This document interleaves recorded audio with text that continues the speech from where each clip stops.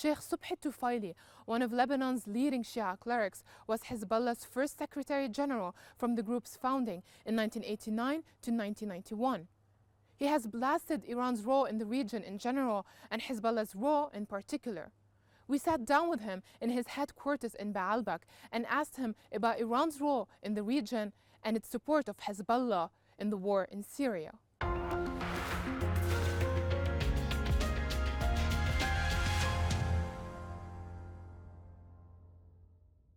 Sheikh Sobhi al Tufailli, thank you so much for speaking with TRT World.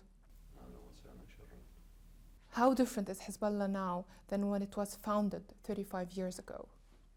حزب باعتبار نحن من أسسنا حزب. We established Hezbollah to carry the burdens of the Muslim world and as a project to unite a nation under Islam to combat Israeli occupation. Our goal was to gather our nations under a liberation project.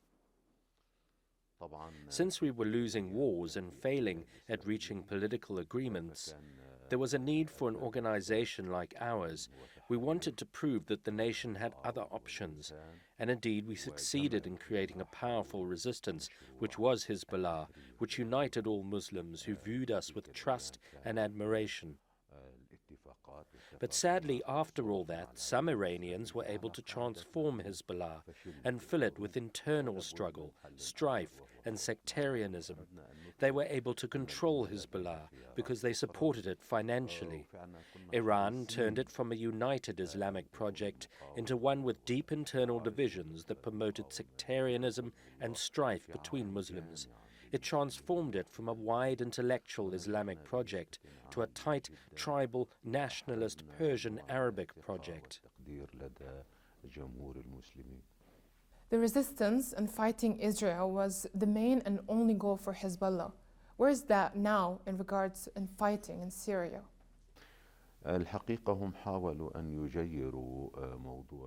The Iranians have used the Israeli conflict for their own personal gains, and they've entered negotiations with the Israelis and have reached agreements with them, essentially turning the resistance into border guards for the Israelis. The resistance for years now has been maintaining the safety of Israel's borders.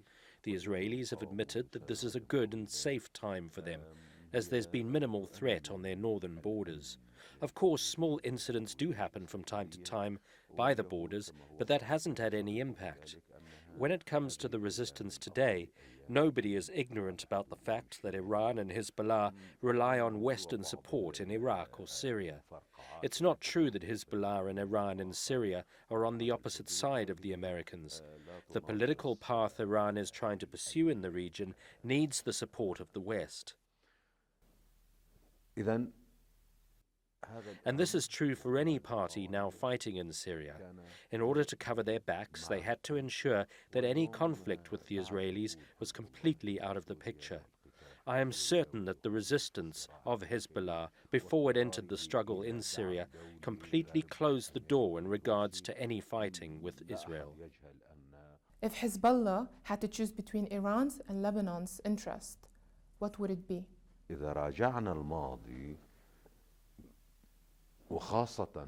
Before we think about the present, let's go back and review the past, especially after the Syrians exited Lebanon. Hezbollah has not acted in the interests of the Lebanese people when it comes to their security. On the contrary, it's been accused of doing many things that are detrimental to Lebanon's security. Nor does it think about what's best for this country on an economic or political level, as it has destroyed the political administrations in Lebanon. Sadly, based on what we read, it's not in Iran's political interests for Lebanon to have a strong government or any economic stability, and they've been using Hezbollah as a tool to ensure this agenda. This was definitely the case before Hezbollah even entered the struggle in Syria. So how do you think it would be now after entering the war? Hezbollah is a strong force in the Middle East. What goals does it want to achieve?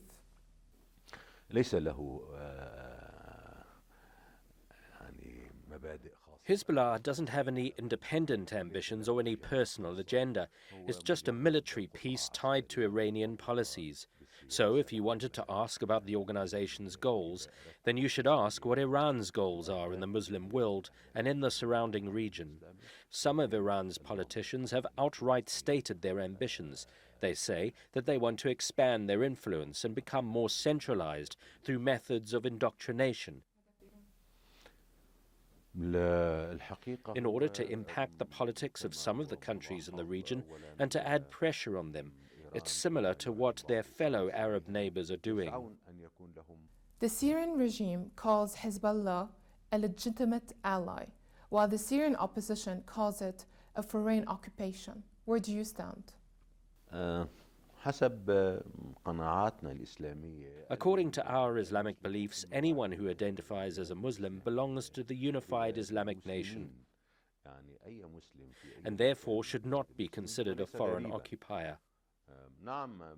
The modern understanding comes after what the West has done to our countries, tearing them to shreds and turning them into small states. They divided our areas and gave Syrians, Iraqis, Lebanese and Saudis each their own country, and that's how we all became foreign to each other. Hezbollah in Syria or Iraq, or Egyptians in Syria, Iraq, Iran or Turkey are not foreigners. They all belong to Islam, and we are one nation. Yes, there exists another understanding for who is considered an ally versus a foreign occupier. Hezbollah's presence in Syria is unjust and aggressive. It entered Syria to attack and oppress the Syrian people. If they were in Syria to help and assist them, they would not be considered occupiers. We deplore this aggression. Sadly, Hezbollah is in Syria, supporting the unjust dictatorship that is ruling with an iron fist and an inhumane security apparatus.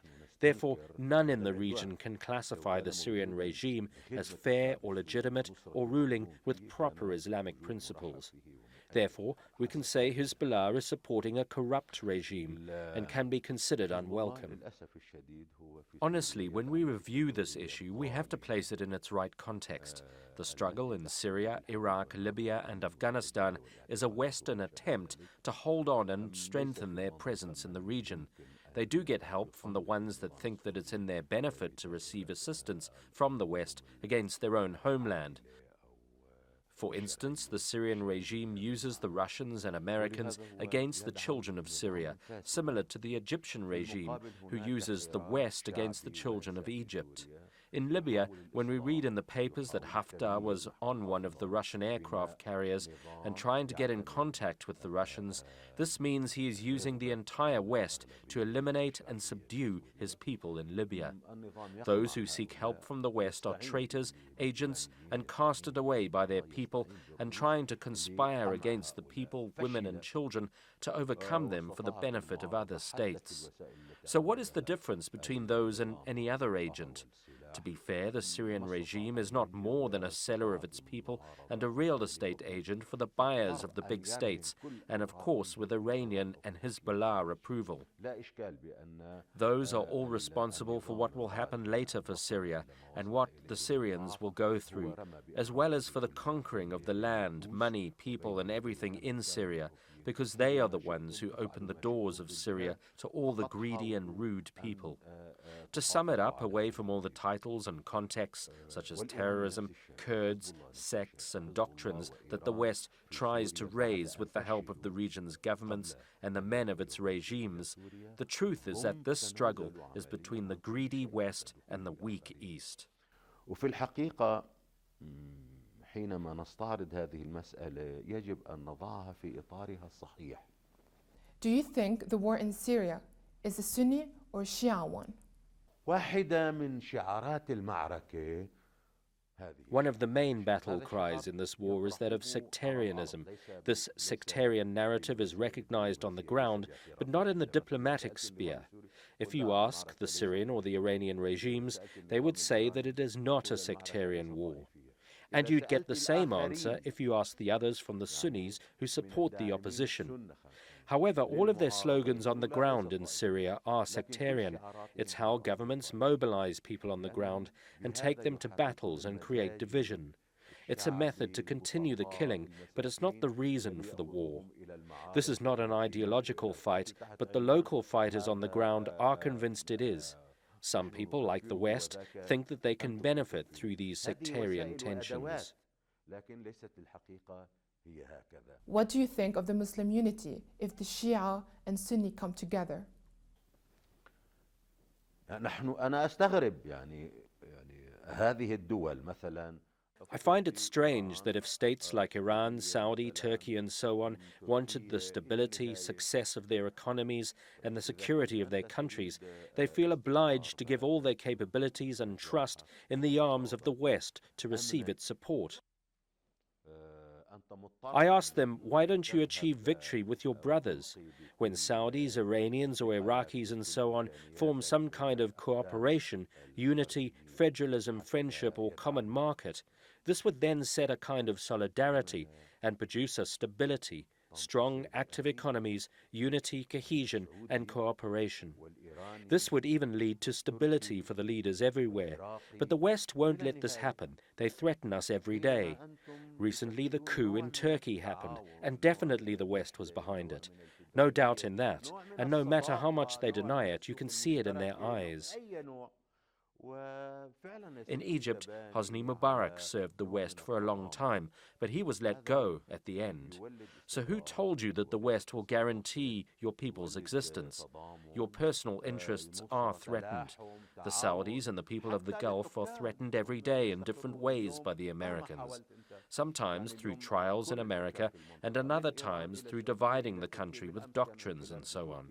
Today, they are in a never-ending battle in Yemen, and if they don't agree, this battle will eat everyone, and no one will win. Yes, if Saudis went back to their senses along with the Iranians and met and agreed, the war might be over and our countries would stabilize. Can't we find middle ground solutions? Can't we find common meetings? I would like to point out here an important matter, and it is that their personal interests are foremost. It is in our nation's interests that they agree. I know very well that there are internal Iranian politics against the Iranian people that are not comforting, and I know that in every place in our countries there are unfair regimes. However, I call these states to try and agree, even if they had to cooperate with each other, at least because the governor in Tehran, Saudi, Turkey, Iraq and so on is the son of this nation. Therefore, it's possible for each to set an understanding with the other until solutions are reached. This is unlike if they set agreements with the governor in America and Russia. I call and urgently insist that Iranians, Turks and Iraqis and all Muslims meet and try to find common ground that would support them and their people to unite in interests to benefit your region. Different policies than those of the US or Russia, who see us as prey and therefore will continue to fly their planes over our skies and do what they do under the precedent of terrorism. Maybe God will have mercy on us and change what is within them, and then it will maybe change what is in the countries. The tension between Saudi and Iran is flaring in the Middle East. Do you wish that both countries will end their dispute? Indeed, I support a bilateral understanding between these two nations, because this would create a unified force able to fight the brutality of the West, who've been preying on our divisions. I ask of Iran and Saudi with urgency to find a solution. Yemen is not the problem. Yemen is a product of a bigger problem. And it's the same with Syria. The problem is that both Iran and Saudi Arabia are giving their ears to the West in order to satisfy it, so that they could remain in their positions. If you are getting help from their enemy because they are scared, then you should collaborate. Do you see an end for the sectarian tensions ripping through the Middle East? حينتهي أكيد حينتهي لأنه ليس في الدنيا شيء مستمر أما أنهم يجتمعوا هذا موضوع آخر. Of course it will end, as there is nothing in this world everlasting. But for them to unite, this is another matter. To be fair, upon my understanding, the subject of them coming together could happen only when Americans want it to. When they will order them to meet, they will meet. The meeting based on Western interests is useless for us, but not for them, the West. This is included in the Western strategy. The meeting should come out from our interests and not the West's. When the West asks the Saudis, Iran or Iraq or Turkey to meet and agree, this means that the meeting isn't in our favor but is in theirs and part of a destructive plan to take us over. And when it is not in their favor to meet us, we have to do otherwise and agree.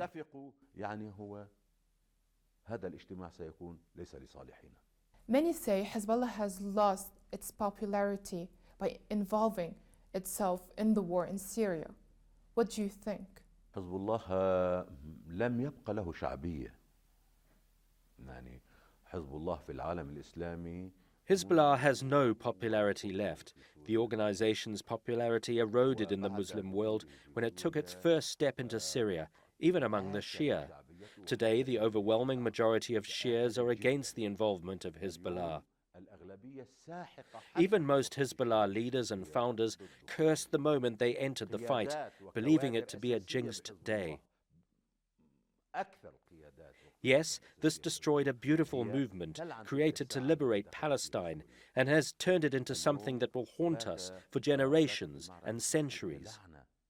Turkey and Russia brokered a ceasefire in Syria, but Hezbollah's fighters and the Syrian regime are still attacking Wadi Barada. Why is that?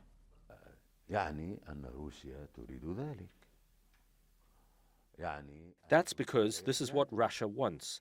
This means that Russia is not serious. This means that Russia is a liar.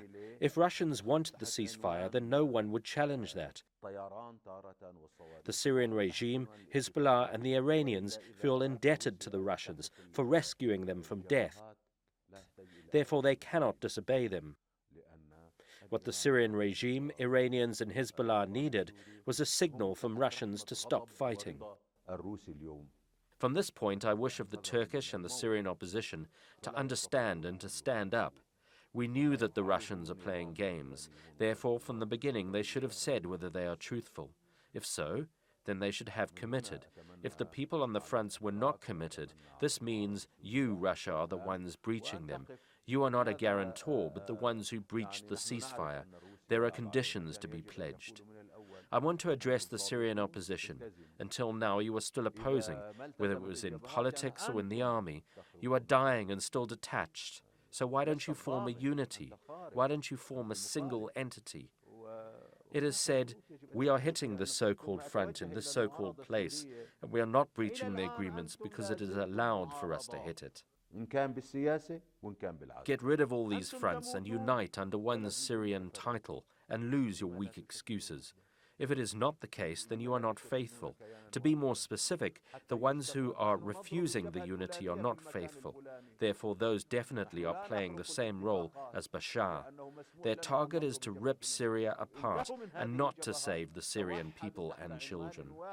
If this is not the case, then why are you still separated until this moment, when you are dying? This reminds me of the Palestinian liberation movement days, when one bullet used to be fired in the sky and 100 in the chests of Palestinians. The Syrian opposition is firing one bullet in the sky of the regime and thousands of bullets on the Syrian people's chests. In my view, the Syrian people should realize that he who doesn't work for their behalf and unite his group is someone who is serving the Syrian people's enemy, no matter how much he pretended that he is opposing and faithful. Are you satisfied with the current political life in Lebanon at the moment? ما في سياسة في لبنان. لبنان هو مشلول يعني. There is no politics in Lebanon. Lebanon is disabled and it has no functioning system or infrastructure or cooperation. Any organization, movement, or individual is able to disrupt the political, economic, and security life in Lebanon.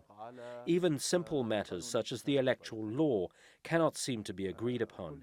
Every individual has his or her own project and wants everyone to kneel in support of it. If we entered the minds of each and every politician, you see that he has a dirty project which is against the interests of the Lebanese people. Sadly, everyone bears the responsibility of this matter. There's no hope. Of course, a new presidential election has taken place, and the president is trying to pitch new, useful initiatives. I hope he is serious in this matter and that he will be successful, although my hope is low. Do you think Hezbollah's involvement in the war in Syria has taken it away from Lebanon's affairs? نحن إذا راجعنا الأداء العام من يوم خروج السوريين إلى اليوم. If we take a look at Lebanon since the Syrians left, we would see that it is broken. Life here hasn't moved forward, and there's lots of reasons for this, such as the Shia ministers leaving the government and paralyzing the country, as it remained in deadlock without a president for so long, and so on. There is an internal struggle between different sides, and it's tied to the regional states like Iran and the GCC countries. Each of them are trying to achieve what they wish in Lebanon. Meanwhile, the country has become everyone's victim because of its weak state and inability to achieve anything. In addition to that, there is a sectarian undertone which disabled and destroyed the country. Today, we are living in the worst possible climate. This is the worst period that Lebanon has ever had to go through, economically, politically, and security-wise. There's no doubt that the group belonging to Iran holds the biggest responsibility, considering that they are the strongest movement in the country, and therefore have the ability to disable or move Lebanon in the direction it pleases. Many see Iran has more influence than any other time. Why is that? الفتنة السنية الشيعية حتى تنجح يجب أن يكون طرفان. For the Sunni versus Shia binary to work, there should be two equal sides fighting. The Sunnis are one community, united under the Islamic Ummah, and the Shia is a modest group that can't stand in front of the Sunni. Therefore, if both sides were left to fight, the outcome is clear, as the Shia won't be able to stand against the Sunni, not even for days. Therefore, the Shia needs a support so the binary works, and the West succeeds in drowning us in our own blood. Therefore, the Shia has to have a Western support to take force and stand. This is why no Westerner has ever spoken about the interference of Hezbollah in Syria. But on the contrary, all the West's politics left Hezbollah comfortable and no one bothered them in Syria. No one has ever spoken about the Shia military organizations, whether it was in Lebanon, Syria, Iraq, or any other place. On the contrary, it was given a wide freedom of armament to move around and take part. If they were being pressured by the West, then they wouldn't be able to do anything, and the others would be able to defeat them easily. Therefore, what we see is the act of Western politics in the region. It wants us to kill each other, and the only way to do it is by having two balanced parties. So, in order for no party to be defeated and the ability to fight to be maintained, there has to be a balance. This balance needs Western support for the Shia, same as for the Syrian regime, which would have ended a long time ago without Western support. So, to keep the balance, the fight goes on in Syria. They had an agreement with the Westerners and Americans to keep the balance, and things ongoing until when the West considers it appropriate to end the fighting in Syria.